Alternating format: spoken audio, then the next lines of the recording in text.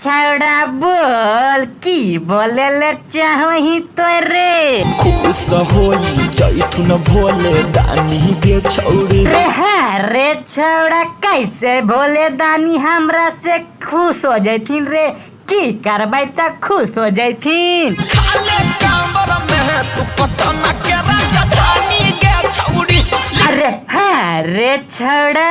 कांबर में पटना के राजधानी लिखैला से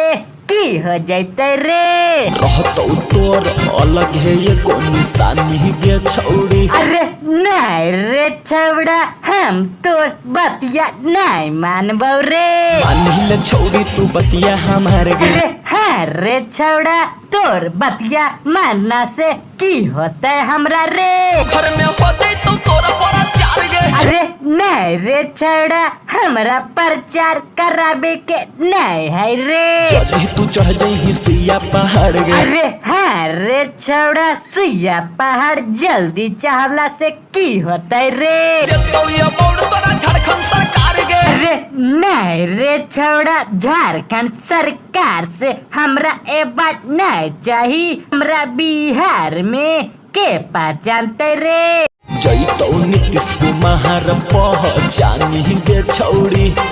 रे छौड़ा हमरा नीतीश कुमार पहचान जैता तो ठीक है काबर में हम पटना के राजधानी लिखाइला बौरे तब हो भैया लग टक टहनी सवन की देख रहा तो वीडियो अच्छा लगे तो लाइक शेयर सब्सक्राइब कर दो फिर इसने मजेदार कॉमेडी लेते रहबे।